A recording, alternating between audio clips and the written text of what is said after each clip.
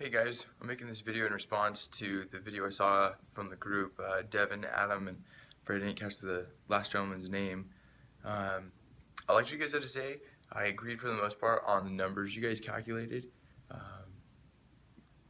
I created an Excel sheet where the main expenses I took into account was the 10 to 15 million dollars in profitability, and then I subtracted the 2 to 3% of paying customers of the 4 million customers, which so for me gave me a little bit higher numbers, and I don't know if you guys had those same high numbers or not.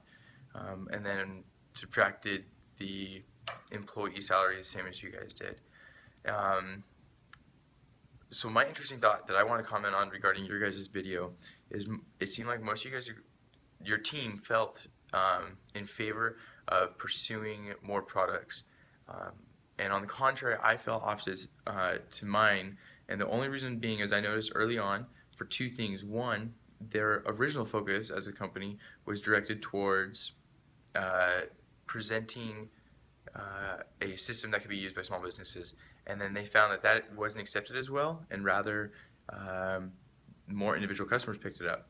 So that being said, if we're going to offer more products to cater to those businesses, because it sounded like once again those asking for it were coming from that side of their customer base, and so it's like, do we try to redirect our efforts again towards that focus, or do we keep going with what is currently working for us and has brought us the success that we have? Drew stated earlier that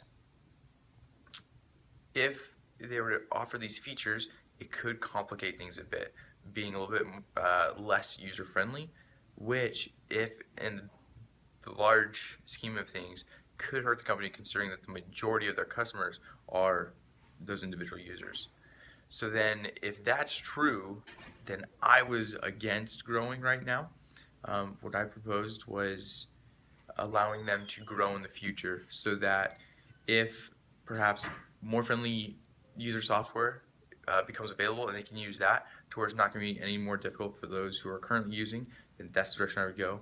The other thing I would pay attention to is the product lifecycle, and that is right now you're in a stage where you have a bunch of early innovators who are the customer base.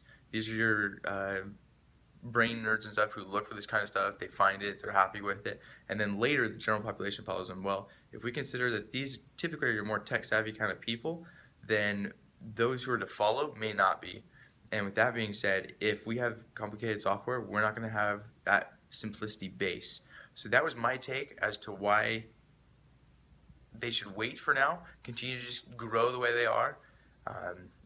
Who knows, maybe opportunities will come up to partner up later or something. But I just felt like right now is not the time, but rather to wait, perhaps again, maybe more friendly software comes available, or if other opportunities come up. And I think it's important to note, just because going back to the numbers we talked about at the beginning, it looks like they're doing quite comfortably. They're not pressured. They're seeing growth. They have an 85% retention rate of customers. That's phenomenal. I don't think they have anything to really be afraid of right now. And until anything else changes, then I'd say continue to go the direction they're going. Of course, business is all about evolution and trying to adapt.